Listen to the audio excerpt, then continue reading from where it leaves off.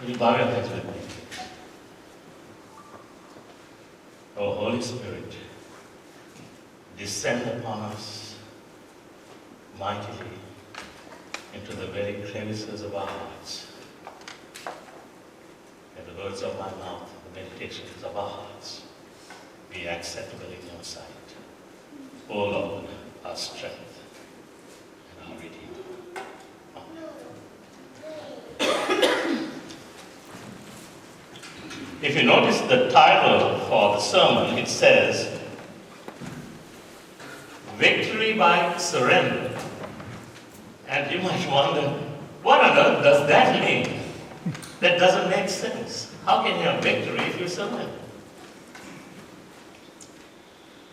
Of all places, I saw a great insight into this when I read about how some monkeys, certain types of monkeys, are caught in India. These monkeys, this particular species, loves a certain kind of fruit.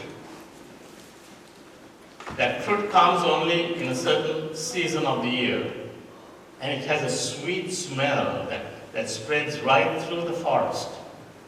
And the monkeys are attracted to this and they come racing for it when the fruit is in season. These monkeys are often caught and sold to circuses and zoos and so forth, so it's a means of making money for some of the villagers. And this is how they catch those monkeys. The villagers go and harvest some fruit that the monkeys love. And they take it to the region where they know the monkeys are. They take some coconut husks. They drill a hole in the center of each husk, and they put a fruit inside, and they nail that husk to the trunk of a tree.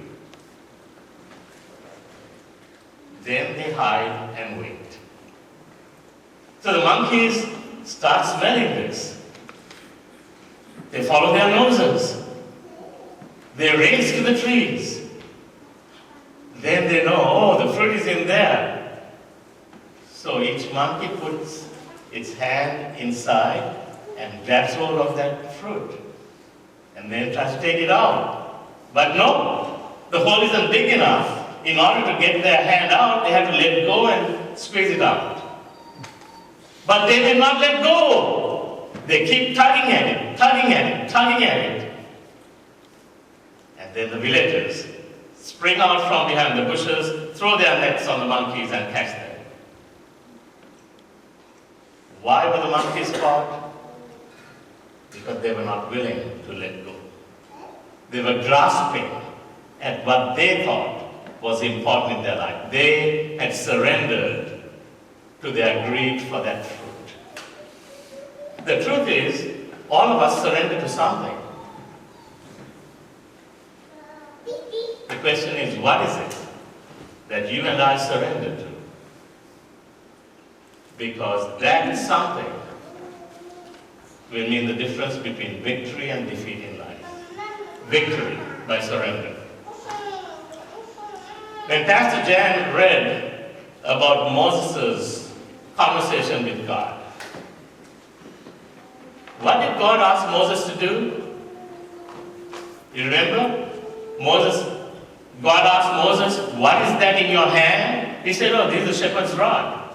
Or in other translations, it says a staff.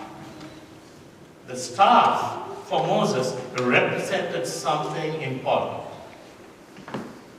It was his authority as a shepherd. He used that staff to guide the animals, the lambs, the sheep. He used that to fight off marauding animals. He used it to support himself.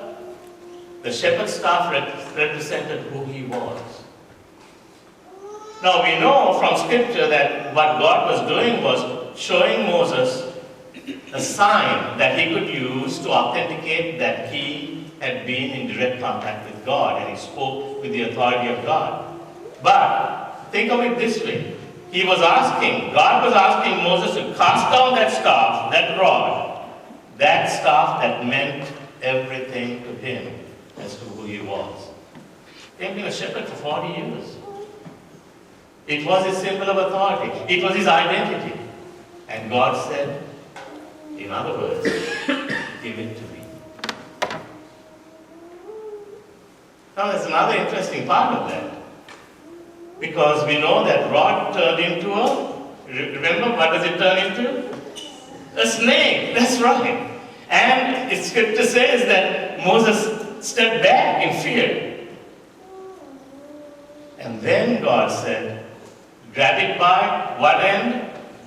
The tail, right? Grab it by the tail. When God says, cast down your staff, He helps us confront our fears. And He says, grab that fear by its tail.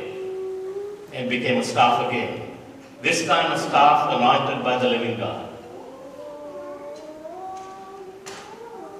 Surrender, surrender, surrender. Surrender that which you think is most important to you. When I become the most important thing to you, your fears will change from a snake to a staff that supports you, guides you, and is with you. Now we might say, well, that's interesting. None of us are shepherds.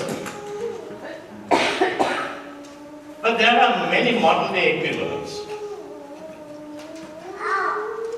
I remember when our daughter Alison was a baby, she had her own staff.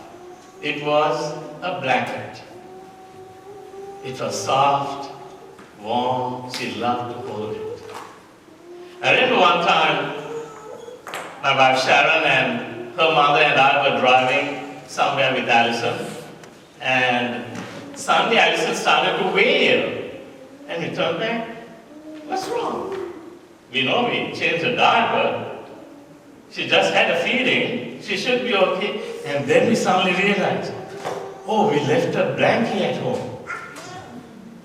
And Alison's wails got louder and louder. We said, we got to do something. Then we spotted Walmart. So we sped over there. And Shannon rushed in and got another soft, warm blanket. And Alison settled down. What is your blanket? What is your blanket? All of us have things, don't we? And God says, will you cast it down for me? And I will transform your fears into a source of strength, the strength of the living God. You will have victory by surrender. The second passage that Pastor Jan read to us was about when Paul, a prisoner, was brought in front of King Agrippa. Now this was the scene. Paul had been imprisoned because of complaints by the Jewish authorities. There was a new Roman procurator named Festus. Festus came with his wife Drusilla to that scene where Paul is brought up. And visiting Festus was King Agrippa. Agrippa had come to welcome Festus, who was new to that area, and with him was his wife Bernice. Festus was a Roman who didn't really understand all the Jewish customs, and he didn't know the history of Paul's imprisonment. King Agrippa, on the other hand, knew all about it. So now Paul has an audience. The only difference between him and them is that Paul is in chains. But Paul takes this occasion to talk in front of a king and a Roman procurator. And he gives his story, he gives his testimony. You remember that? How the light shone on him when he was on the road to Damascus and he heard the voice of Jesus. He said, Paul, Paul, why do you persecute me? And he asked, who is it, Lord? And he said, it is I, Jesus, whom you persecute. It is hard for you to kick against a spear.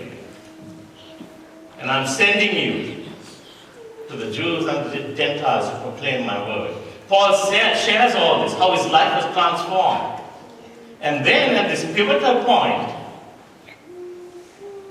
King Agrippa faces that decision that Moses faced. that pivotal point when Paul stops and asks King Agrippa the question. I believe you believe in the prophets. Do you? And you can imagine the dead silence. Now in some translations it says, King Agrippa said, you almost persuade me. Oh Paul, you almost persuade me. And I believe that Paul brought it to such a conclusion that there was discomfort. Have you been in those conversations where someone asks you a question and then you're uncomfortable, you don't want to make a decision? The scripture says that they got up and said, well, this man hasn't done anything worthy of death. And they walk out. And Paul is left there. He's sent back to prison. That moment of decision is the moment that Moses faced when he cast down the staff. That moment of decision was the one that Agrippa failed, that he missed when he said, you almost persuade me. Why did Agrippa come to a decision? Oh, there could be many reasons, and I think we can understand them. Perhaps he was thinking, well, what will Bernice think? I know she doesn't believe this stuff. Or he might have thought, well, what will Festus think? He's the Roman procurator. He's already called Paul crazy. That's in the passage just prior to that. Or he might have thought, how about my standing with the Jewish authorities? Will I undermine that? Or maybe he thought about his social position. Maybe his wealth. He says, Paul is in chains. Look what's happened to him. I don't want to be like that. A famous preacher once describing this scene said, I would rather have a chain on my hand than a chain around my soul. But King Agrippa could not bring himself to believe. According to the Greek translations, the words that are used there, they are vague. It's difficult to interpret them. But it's almost like King Agrippa is saying, the distance between where I am and what you profess as a Christian is very close. You almost persuade me. King Agrippa was an almost Christian. Paul was an altogether Christian. And the difference between almost and altogether can be very small. But it is a distance. This is something we come face to face every day. See, what Moses discovered in his journey with the Israelites through the wilderness is that our moment of surrender is not a one-time thing. It is an all-the-time thing. There's a moment of surrender at the burning bush, the moment of surrender when he cast the staff, the moment of surrender whenever he faced an impossible situation and he had to ask, do I give this to God or do I try to solve it with my own power? Perhaps today is a moment of surrender for you. I know every day is a moment of surrender for me. When I get up and I commit that day and myself to God. You want victory in your life? God says, cast it down. Give it to me. And the snake that scares you will become a staff in your hand.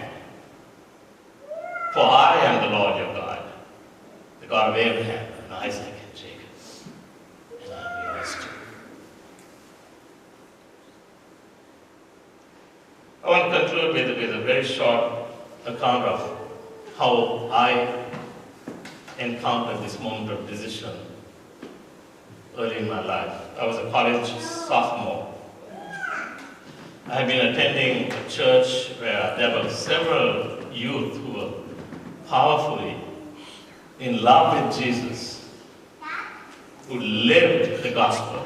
And I wanted the assurance of salvation they had. And I prayed for it, but I couldn't cross over, I couldn't bridge that gap where Agrippa stood and Paul stood. I could not bridge that.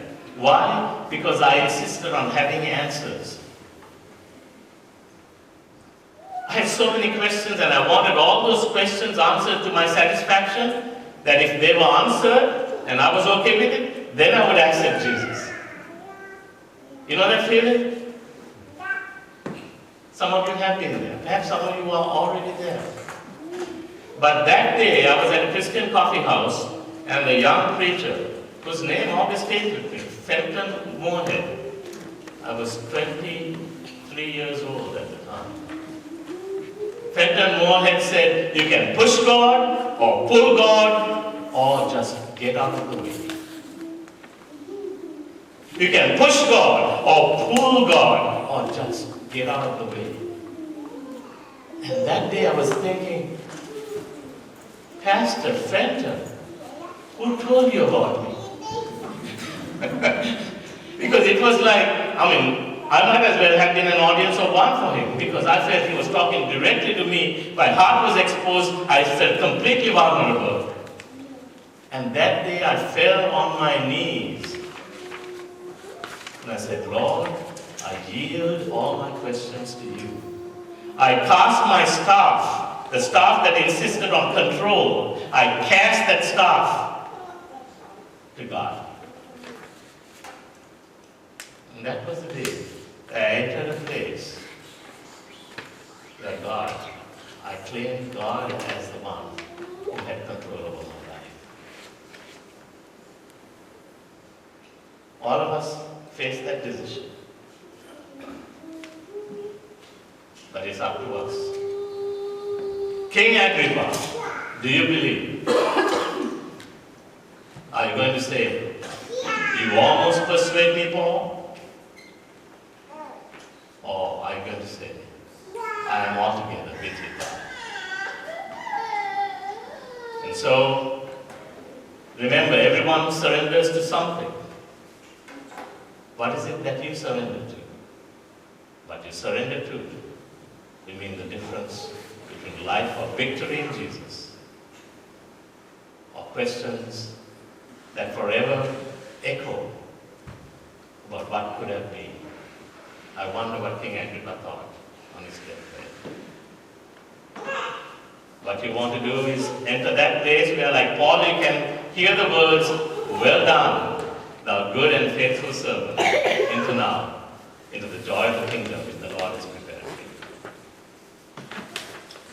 Now, as we move into the time of Holy Communion, keep in mind that we are celebrating the one who surrendered his divinity, his royalty, entered life as a human being, gave his all for us, so that we might live in victory. Will you bow with me? Heavenly Lord, thank you for being there for us in a way that we cannot even easily grasp, that you gave yourself for us, your body, your blood, yourself, so that we can enter into the kingdom in your name.